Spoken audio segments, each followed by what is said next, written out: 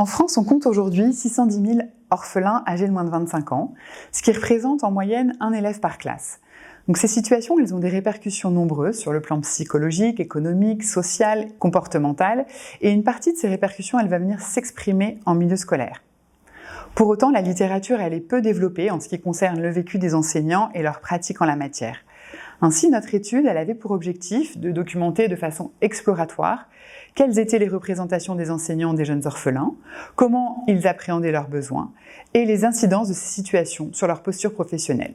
25 enseignants ont été interrogés, ils exerçaient de la maternelle au lycée et ils avaient été confrontés au cours de 10 dernières années à la scolarisation d'un ou plusieurs élèves orphelins dans leur classe. Des entretiens semi-structurés ont été réalisés, puis retranscrits et ont fait l'objet d'une analyse thématique de contenu qui a permis de mettre en évidence 6 thèmes majeurs. Donc les résultats, ils révèlent combien cette situation elle est déstabilisante pour tous les enseignants. Elle est déstabilisante parce que souvent ils manquent d'informations, voire ils n'ont pas eu l'information. Ils se sentent également mal préparés et pas formés. Elle est également déstabilisante car elle va susciter des ambivalences émotionnelles. En effet, les enseignants ils vont décrire ces élèves comme ayant un besoin d'écoute et d'attention tout particulier et dans le même temps recherchant un peu de discrétion et de normalité. Donc face à ces ambivalences émotionnelles, cela suppose des ajustements. Et les ajustements, ce qu'il en ressort, c'est qu'ils sont avant tout relationnels plus que pédagogiques. Ils vont nécessiter plus des habiletés sociales, notamment celle de porter une attention toute particulière à ces élèves. Un autre résultat de cette étude, c'est que cette expérience, elle est marquante.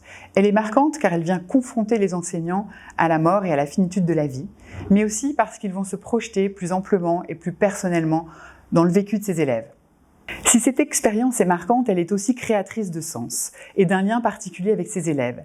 Ce que disent les enseignants, c'est qu'en rentrant un peu dans leur intimité, cela donne une dimension qu'ils vont qualifier de plus intense et de plus authentique. Donc ces résultats, ils viennent conforter les données déjà présentes dans la littérature en ce qui concerne les difficultés rencontrées par les élèves et par les enseignants en milieu scolaire.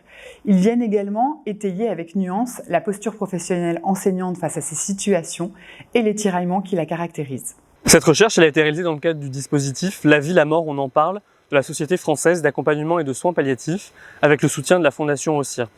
Cette recherche, elle est importante parce qu'elle vient prolonger le résultat de précédentes enquêtes, comme celle menée par la Fondation OSIRP en 2017, qui avait montré que 72% des enseignants ont eu, au cours de leur carrière, un élève orphelin dans leur classe, que 94% d'entre eux s'estiment attentifs à ces situations, mais qu'une très faible minorité se dit formée en formation initiale ou en formation continue à ces situations.